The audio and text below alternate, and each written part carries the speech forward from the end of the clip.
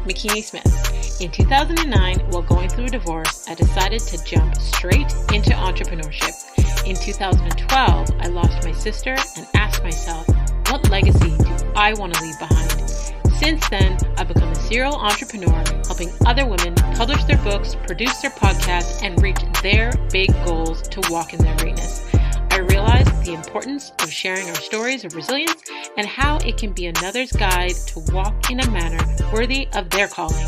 We are blessed to be a blessing. So get ready to be blessed with an inspiring testimony. Hey, Faith Walkers, thank you for joining us on the A Walk in My Stilettos podcast, where we have conversations with amazing women that are letting us step into their shoes. I help women strengthen their resilience muscle, own their stories, and conquer their fears so they can reach their goals. I get inspired when I see another woman succeeding, but what interests me more is her backstory and her mindset on how she got there. So today's guest is about to bless us with her testimony, and since you're already here, you may as well subscribe. Today we have Tenesha Wilson. She's an entrepreneur, mother, and motivational speaker who speaks to women of purpose to move beyond burnout to build sustainable, dynamic lives they love. She had it all, but almost lost it in the blink of an eye when her partner died very suddenly. Forced to press on and pick up the pieces, Tenesha struggled emotionally and financially to rebuild her life, all while continuing to raise her children. With the help of her family and her mentor, Stormy Wellington, Tenesha found her way. She's continued to build her businesses and combine her love for helping women with her superpower of telling her own brave and triumphant story of faith, hope, hustle, and resilience. Please welcome to the show, Tenesha. Wow. Thank you so much. What an introduction.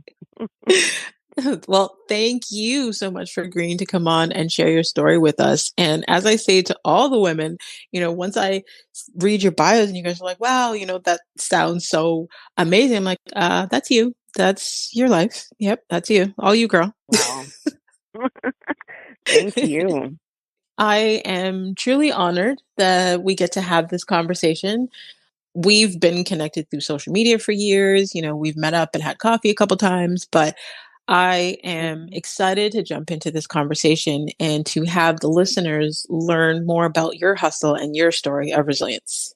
Thanks, McKinney. I'm excited as well. And it's funny, I must say, because when you reached out to me, and it's intentional of me to mention now, I have listened to a number of your podcasts, and I thought to myself, it would be so awesome if I had an opportunity to do this one day.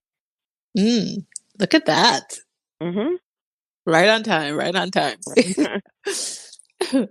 I've been meaning to reach out for a while. And I have my list of women that I am, looking forward to having the conversation with. And nothing happens before it's time. So right now is the perfect time. For sure.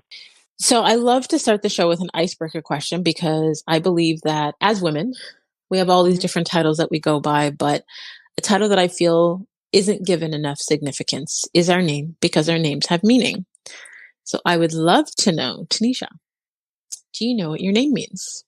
Well, interestingly, for many years I had no idea. And I'm going to run with the meaning that I was told by strangers. I remember being out at a gas station and a lady complimented me, and then she asked me my name, as we ensued a small conversation, and I told her Tenesha.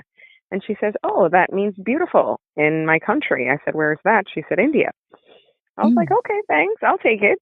And more recently, I was in the Costco wholesale shopping. And, when the cashier gave me back my card, she says, your name's Tenesha. I said, yes. She says, that's my niece's name. It means beautiful. And I said, let me guess, where are you from? And she said, India. I said, great. There must be some truth to it. So I'll take it. I love it. I love it. So every time someone says your name, they're declaring that to you. So that's like your affirmation that you can walk around with. I am beautiful. I'm beautiful. Yes. And you absolutely are. So if you guys who are listening, you need to go and check out her Instagram. She is absolutely gorgeous. Just a natural beauty. Thank you. So I would love to know, before we get into where you are presently and how you got there, I like to start at the beginning. So tell us, Tenesha, what did you want to be when you were a little girl? I wanted to be a surgeon. Mm. hmm I wanted to be a surgeon. And medicine is something that I still find very interesting. I used to read a lot of biology books even before I was in high school and doing biology. But I've just always had a love for medicine, particularly neurosurgery was what my interest was. I love hmm that. I love that. So how did you get into what you do now? Well, let's say shortly after high school, I was 21 years old when I became a mom. And at the time, I was enrolled in school, but coming from a West Indian home and, you know, not being married, life took a very, very sharp turn when I decided that, okay, I was going to be a mom. And I just never went back to pursue those studies. I often Hmm. think about it. And funny enough, my youngest, who's 12, had no idea that's what I wanted to do. And that's what she wants to Wow. do. Yeah. Wow. Share with us your story of overcoming loss. 2012 was when things kind of fell apart. April 24th, 2012, I lost my then life partner, my daughter's father, the youngest, very suddenly.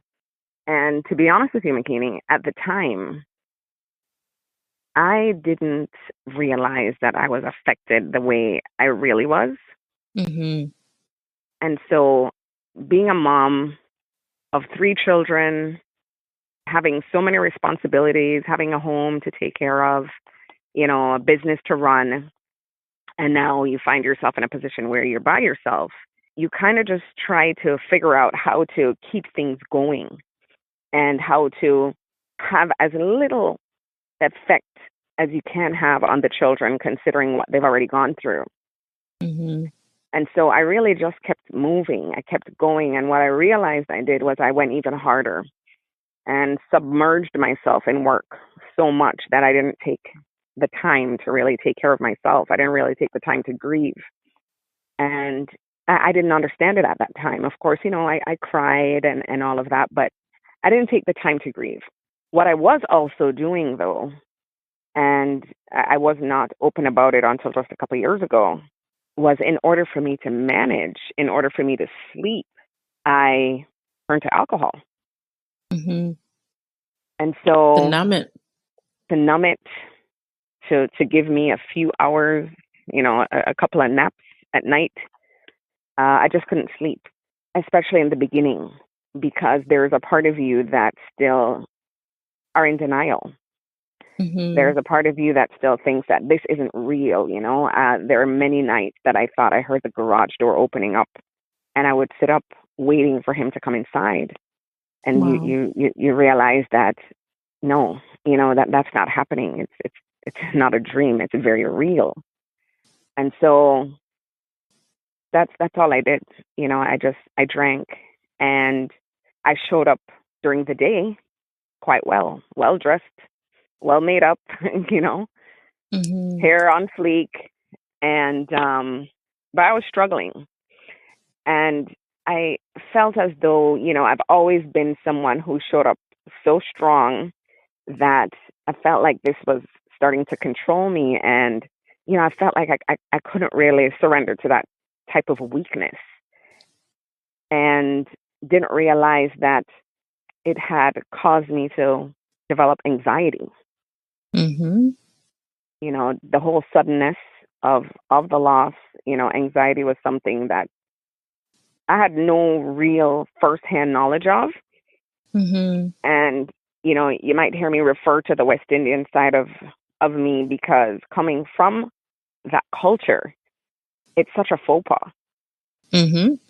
It's to have any kind of mental illness or anguish. It's something that is just not spoken of. It's so taboo, and I felt like this thing was controlling me, and I wouldn't speak of it because I felt embarrassed, really, Hmm. until I I broke. I broke. I could hardly carry on. And so no one knew that I was just home at this point and not doing much, not working much, not really doing anything. Got the kids off to school and I was home and I would have a shot and I would sleep because that's really all I could manage to do at the time. You were grieving. I was grieving and then some. I felt so out of control.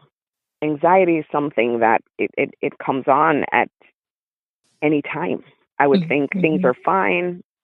Nothing really would ruffle my feathers, so to speak, on a given day. And all of a sudden I'll start, getting nervous and panicky. And it was really tough. Wow. Okay. So first of all, my condolences, and I'm sorry for your loss. When you spoke about the sudden loss and 2012, and I'm listening to everything that you're hearing and everything that you've been through and going through. And, there are maybe people who are listening that also lost a loved one, especially if they've lost someone suddenly, that can completely relate to how you're feeling. And I've got goosebumps because, I knew that your partner passed away, but I didn't know the year. I didn't know any of the details. I didn't know anything. And as soon as you started talking, you said 2012, and 2012 was the year that I suddenly lost my sister. So I'm listening to you and it's like, I'm holding my breath and I'm listening and my hands are starting to sweat and I'm starting to feel anxious. And you're talking about your grieving process.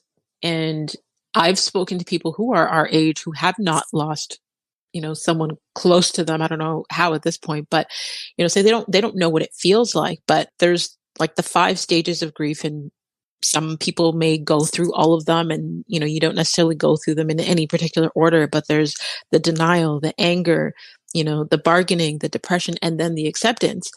And doing things like turning to alcohol or any form of substance abuse or any form of abuse of anything of any kind. Some people turn to sex, some people turn to gambling, some people turn to all kinds of things to help them cope because it numbs from that feeling of grief. And when you lose a loved one, it feels like you've lost a part of you.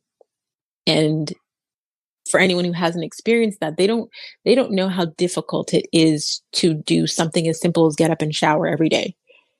When you were saying that you took a shot and, took a nap, like it is a complete struggle. Like I want people to understand it is not easy. There may be plenty of people, and I'm sure I've done it once or twice, that will lose a loved one and still have to move forward with all of their daily tasks because they don't have any choice. And then there's times where you still don't have a choice, but you still can't function. When you were saying there was a point where you worked even harder to cope. And I was listening to a podcast by Dr. Brene Brown, and she was explaining how that is also, it's like a form or symptom of the anxiety, where some people will shut down and then other people, it's like you get to work and you go even harder, but it's a form of coping to not deal with the emotion. Right. Because we can't have quiet time. Right. Because quiet then time it forces then you to brings you deal with to the your thoughts. emotion. That's right. That's right. I get it. And even when you spoke to, the taboo of mental health in the West Indian community, I've had so many women who have come on and spoken to that. And I want the conversation to be normalized around therapy, around mental health. Like we are human beings. And culturally, we've been taught and programmed to believe that anyone with mental health is to be written off and they've gone crazy and they need to be, locked up and all these things. But that's not true. There are so many types of mental health issues. There are so many levels to mental health, and people are suffering in silence because of the shame of what they've been taught in their communities. And it's causing even more trauma. And then that's being passed on generationally to our children. That's right, because of this taboo to deal with it, to say that, I'm going to see a counselor or I'm going to see a therapist because of how I feel. It's just something that is not spoken of. And if it is not dealt with, you are right. It gets passed on because it surfaces in some other way, Yep. And the same children that, you're trying to be strong for, because for me it was it was so important to not let them know that I was crushed, not let them know that I was weeping, and just be strong. I realize now that the message I'm sending to them as well is that they got to be strong. And what does strong mean? You know, strong doesn't mean that you can't have moments of weakness. And so I realize, and I see it in my other daughter, my older daughter, who's 20. She's very tough. And it may convey another message. It is okay to have moments of weakness. It is okay to not be okay. And sometimes I think now that by my wanting to show up so strong, that I may have delivered another message. But we talk about it now, and I let them know it's absolutely okay to not be okay. We just don't stay there, right? But it's okay. It's important that you just spoke to what message that sends to our children. And I had to learn that the hard way when my sister passed away as well, is because for the first 6 months after losing my sister, I was in a severe depression. I was in shock. I wasn't able to function.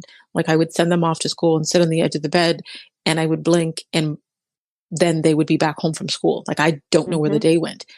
And they didn't see me cry. I would leave the room or do other things, but then they didn't see that. So they didn't understand what I was going through, what I was feeling.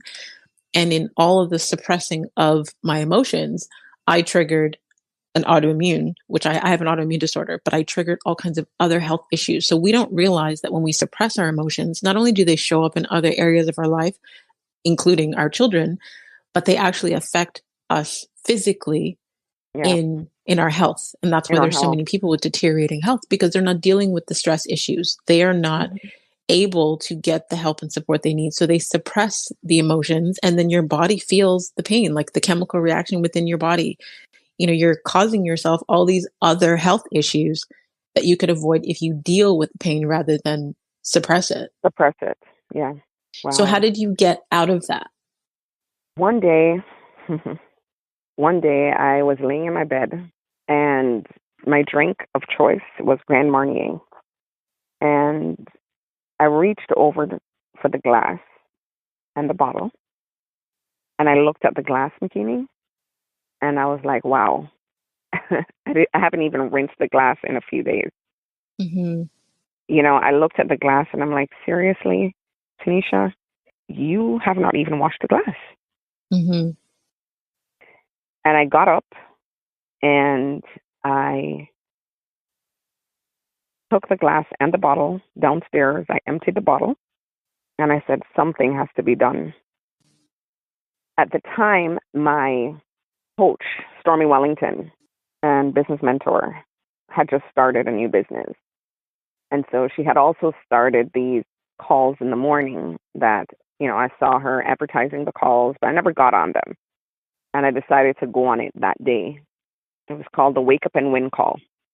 And I got on the Wake Up and Win call, and I felt like everything she was saying that day, she was speaking to me.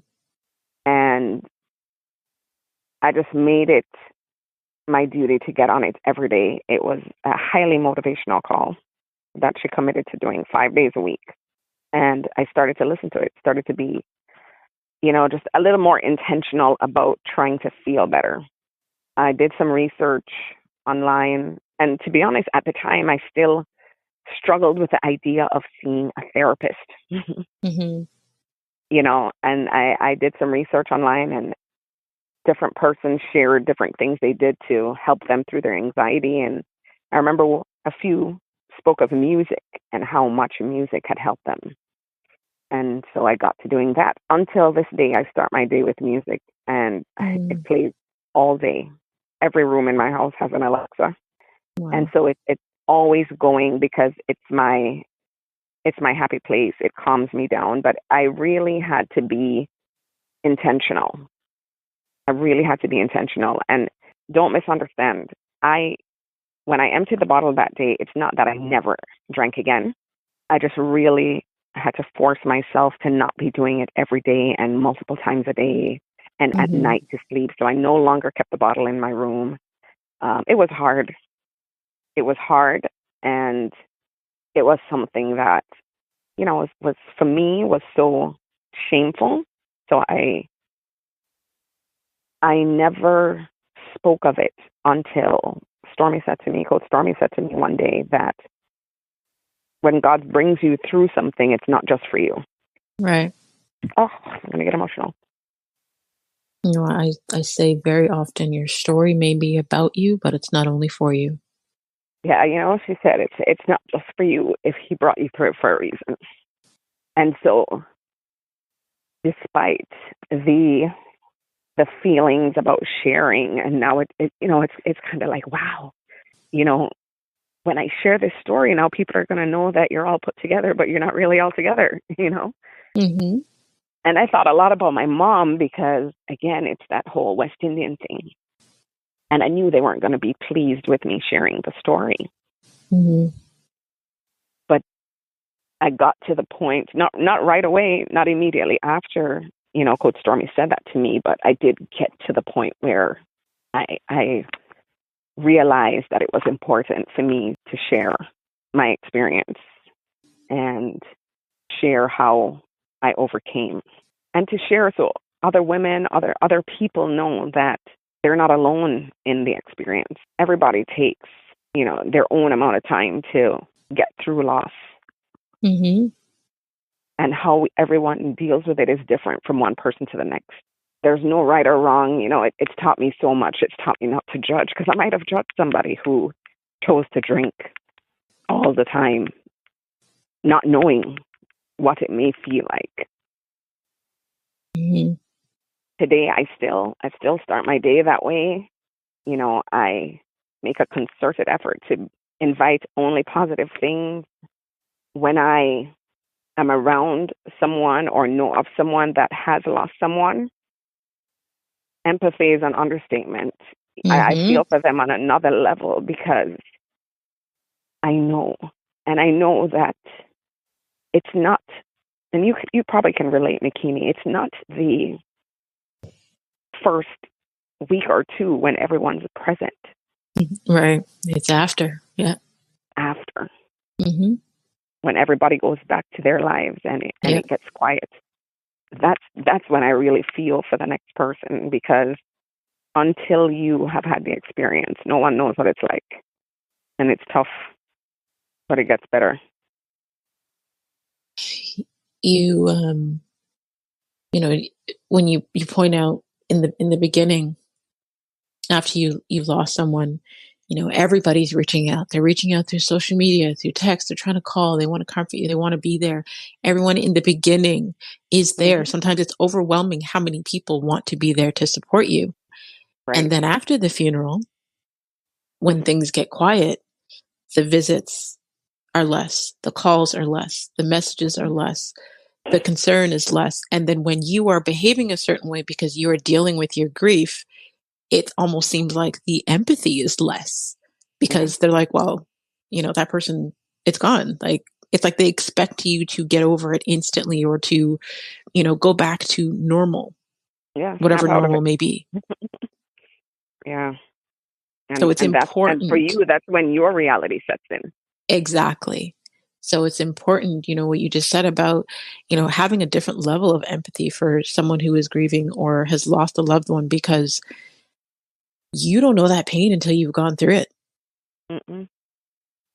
And that is not something that I would wish on anybody. And I know that none of us live forever, but that is a different type of pain. Like I deal with chronic physical pain every single day. That is one type of pain, but the emotional pain of losing a loved one, it doesn't matter how many years have passed. You learn to cope, and you learn to, like you said, it's a challenge, because you intentionally put things in place to help you every day, and you intentionally try to change your behaviors so that your results are different. But the feeling still exists. It does. You get emotional just thinking about being in that moment, or you get emotional just thinking about that person. Like, the pain still exists. It's, you've learned better ways to cope with it over time. That's right. Yeah, I get it. I get it. What advice would you give to women that is in the grieving process right now? One moment at a time. I used to say one day at a time. I'm going to say one moment at a time. Do not allow anyone or anything to place any kind of pressures on you, any time restraints on you in terms of how long you should be feeling this way. Take your time, acknowledge your feelings, and again, don't be afraid to have a moment of weakness. I now understand that true strength is acknowledging the weakness. Mm-hmm. When we to acknowledge that in itself is a fear. It is a weakness Mm-hmm. to not acknowledge that, you know what, I'm not okay today. Mm-hmm. I was You just know. going to say, like, your vulnerability is a strength. A lot of people look at vulnerability as a weakness, but Mhm. it's the strong people that you see out here being vulnerable. I recall when you did I believe it was an Instagram live when you were open about, turning to alcohol to deal with the grief. Right. And I thought, wow, that is so strong of you. It is so brave of you. So people don't understand that it's all about perspective. Like, Yes. that took courage, that took bravery, that took strength. It's definitely courage. And in that moment, I didn't realize, I knew I would be helping someone. And I was okay with knowing that, if I help one person, that's good. Mm-hmm. But it taught me how many other persons are there in pain. Right. The number of women that reached out to me after and that shared their own experiences. And it just validated what Coach Stormy said when she said, when God brings you through something, it's not just for you. Right. Yeah. Like that is the importance of sharing your story and being authentic. A lot of people are ashamed to share certain parts of themselves because they feel like people are going to judge them. But when you are true and transparent and you're owning your truth, you attract more people who are just like you, more people who've experienced the same thing as you, more people that will look up to you for your bravery because they're in the same position that you were in or are in, but they Mm-hmm. admire your strength and vulnerability, and you create community. Every time I am open about something, whether it be online or on the podcast or wherever, my DMs are flooded with other women who can relate, with other women who are like, oh my God, I had no idea you were dealing with that. This is my story. It creates Mm-hmm. this domino effect, and you empower other people to own their story and to walk in their truth just by owning yours. Absolutely. So, with mental health being, a stigma culturally in the Caribbean, and, I know that when you said you went public with your struggles, you thought about your mom and how she would feel. How have you been able to navigate your journey since being public about your struggles? Well, just as you said just now, I mean, I didn't expect, well, I'm not sure what I expected when I shared, to be honest with you. Uh, but it's been a lot easier than I thought it would have been. Mm-hmm. With my mom, of course, there were challenges, but she understands that, you know what, I've told the story, and I may tell it again, and here I am. Mm-hmm. Because she understands the purpose behind it, and it's really to help, Right. you know. And I realize there's nothing to be ashamed of. We Right. all go through different things, and an illness is an illness. Some are physical, some are mental. Right. Again, it's just perspective, as you say. It's how we look at something, and a lot of it comes from what we are taught. So yes, I did have to unlearn something, and even just hearing mental illness, it's still something that I had to get accustomed to hearing the term Mm-hmm. mental Mm-hmm. illness, to be very honest. But that's what it is. Mm-hmm. And my experience is what it is. And I know, based on my experiences and the feeling I had, that I have a strong desire to, and I must help anybody else that may have a similar experience. Mm-hmm. So I can't afford to be quiet. Right. I can't afford to Wow. be quiet. That's powerful. And, I again have to thank you for being transparent and being vulnerable and sharing your story, because when someone is listening, even if they cannot relate to every part of your story, there's a part in there that they can resonate with. Like I too lost a loved one suddenly and went through the grieving process. I may have dealt with it differently, but I had my own struggles, right? I had my own adversities that I had to go through. So just hearing how you've been able to cope and get through your struggles helps me and helps anyone else listening. How do you stay motivated? Because I know for a fact that it is, I want to say, a daily struggle because I was diagnosed with depression and anxiety back in 2006. And I mean, I have 3 children, and after each child, I went through postpartum depression. And then I was diagnosed in 2006 after my son. And I know for a fact, even with what I do with all of my training and everything that I have in place every single day to cope and stay positive, people just assume that when they see someone online that's doing something, that they are naturally that way. But they don't understand that it's like going to the gym and having to work out every day. You have to put in that effort continuously to be that person. Because I know I am not naturally, a happy, positive person. I have to actively practice gratitude. I have to actively do the positive self-talk. I have to actively be mindful of who I'm around. So I would love to know, how do you stay motivated? It's so funny you asked this because I was thinking of it yesterday. And I thought of it just from that perspective. People probably see me show up every day and think, wow, this girl just has a great day every day. How amazing. But you have to be so intentional. And of course, I want to feel good every day.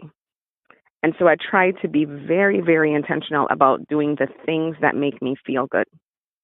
I am an early riser. I get up at 4 a.m. God bless you. And, I enjoy the peace at 4 a.m. And it starts with me listening to some kind of something. Sometimes it's motivational, like a Trent Shelton or a Les Brown or a Tony Robbins. And sometimes it's more of a spiritual type of thing. More recently, I want to say in the last 2 months, I've really started working out consistently, and I commit to that. I commit to it because of how it makes me feel after. If I'm going to tell you that I love working out, I'll be lying. I don't. I love the results, but I really enjoy the feeling I have after every day. So I try to focus on that. But more so, you said one thing, and that is so vital to even being, you could be as intentional as you want, but if your environment is not conducive to what you're trying to do, then you're going to have a hard time. And so I make sure that there's absolutely no one, no friend, no family around me that is going to be of a negative type of nature. I don't partake in negative conversations. There are some things that, I barely watch television, but there are just some things that you will not get me to watch. I try to stay away from negativity by any means necessary. Let's put it that way. And so once I do that and I sort of, declutter the environment in terms of that stuff, people included, it's a little easier to be able to focus on doing those things and just try to do things that I like. I mentioned the music. It's always going for me. I work from home, so, my candles are always lit. I'm always feeling good. I'm very intentional about doing the things that I like to do that makes me feel good. You spoke to environment, and I've been very big on that as of recently, especially. But when you are trying to make changes in your life, it requires a change of environment. I put up a post recently on Instagram that says, you can't fully heal in the environment that hurt you. Right. And when you're in an environment, okay, for example, even if it's your home, everything that you look at in your home has a memory attached to it, right? So if it is a memory that is triggering, then it affects your mental health.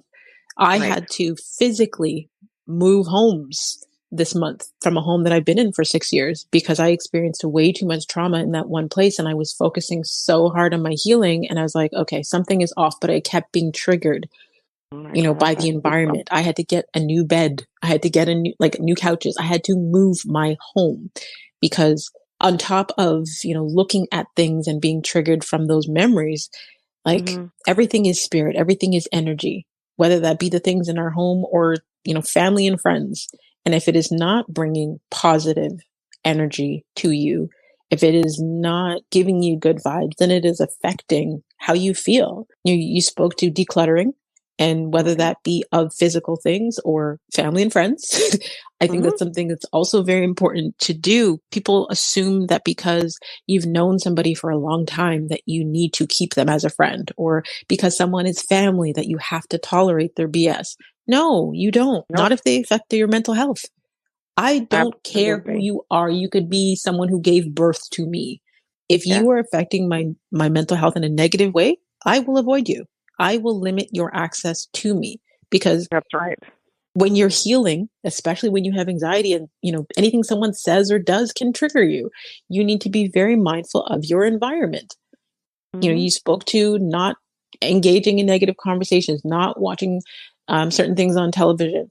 I can completely relate because I am the exact same. It is vital to your healing. It is vital to continuing your positive energy. It is vital to maintaining, that high vibration and being in the spirit to heal and to be able to function. People don't understand the vitality, the importance of those things. You see, everything happens in the mind, Mm-hmm. first. And so we have to control what we allow ourselves to take in because it doesn't matter how strong you think you are, it affects. And so one of the things I go by is I can't unhear and I can't unsee. Right. So once I see it, it's already there. And once I hear it, it's already there. And no matter how you may try to not pay attention to what it is that you've heard it. So it affects you. Mm-hmm. You Yeah. know, people say, well, why don't you watch the news? I will take a peek at the news ever so often, but I really don't watch the news on a consistent basis. Mm-hmm. A Same. lot of negativity happens in the news.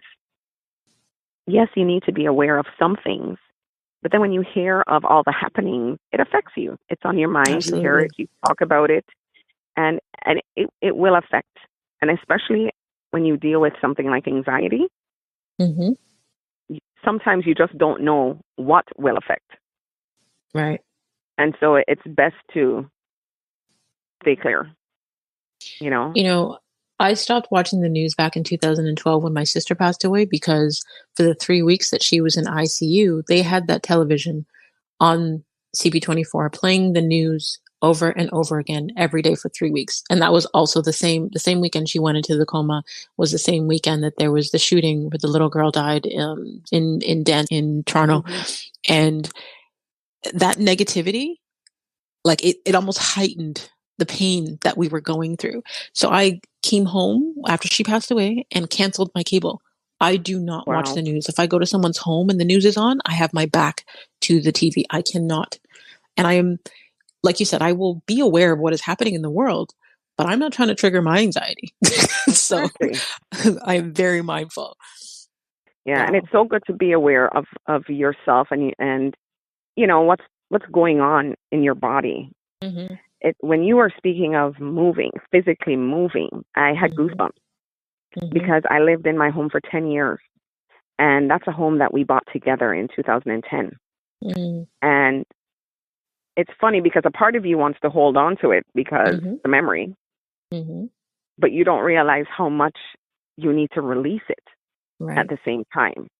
And that may not be feasible for every person right away. Hmm.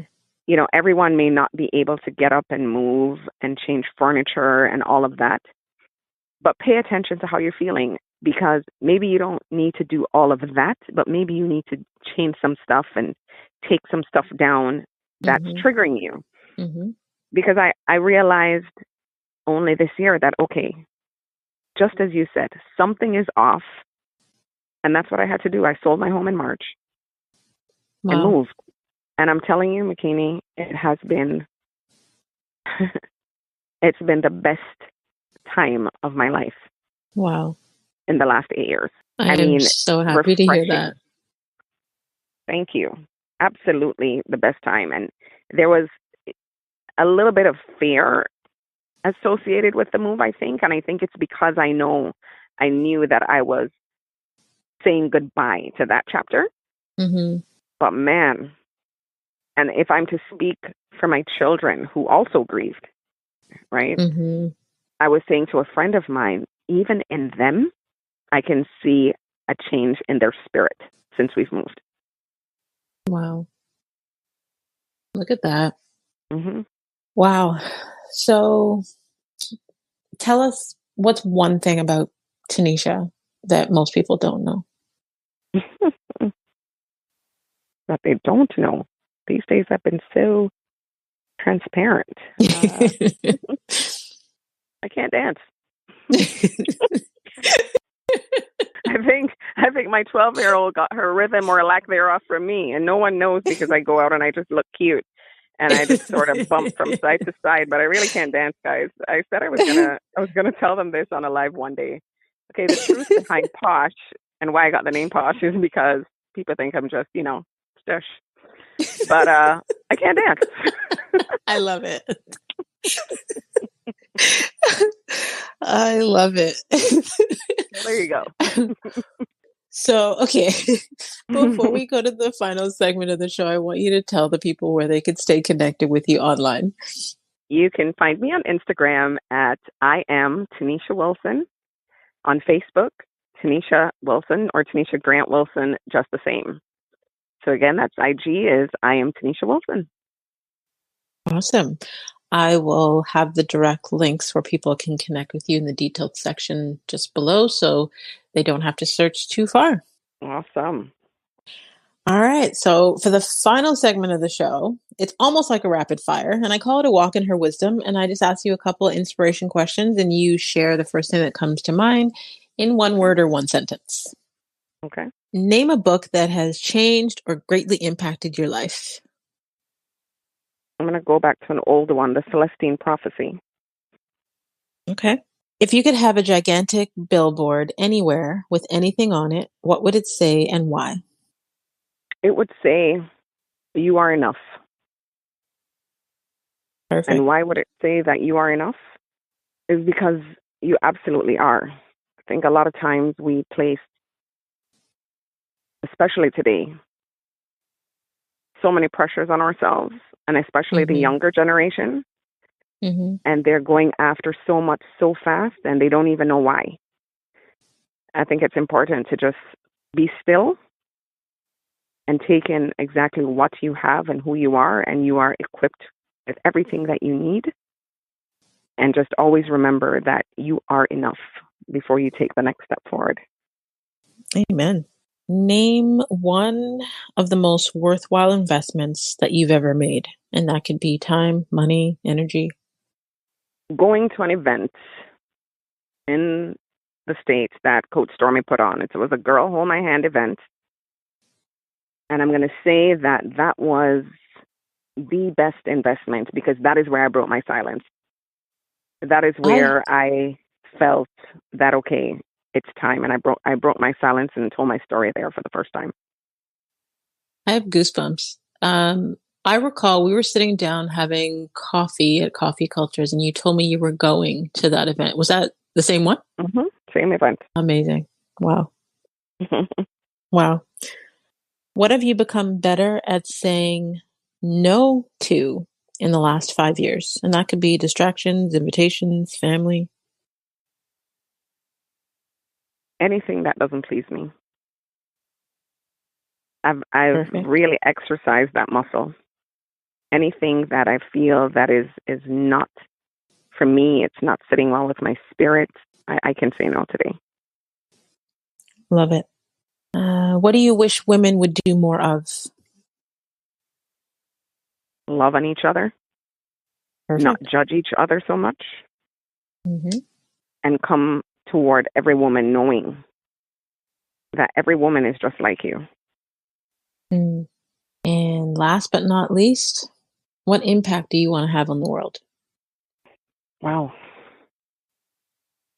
My lasting legacy should be love and empowerment. That's what I want to be remembered by. Tenesha loved everywhere she went. And everywhere she went, whoever came in her midst left with something greater than when they came. I love it. Absolutely love it. And that is what we should all be doing. Loving on each other and empowering each other. Absolutely. Thank you. Like, on that note, thank you so much, Tenesha. That was amazing. Thank you so much for sharing your story with us. I truly appreciate you. And thank you so much for having me. You know, this for me was proof that manifestation is real, because I thought it, and here I am, Makini. I appreciate you so much and all that you do for every woman out there every day. And I know, as you said, it's a struggle, sometimes daily, but you are loved and appreciated for all that you do. Thank you. Thank you. Don't make me cry.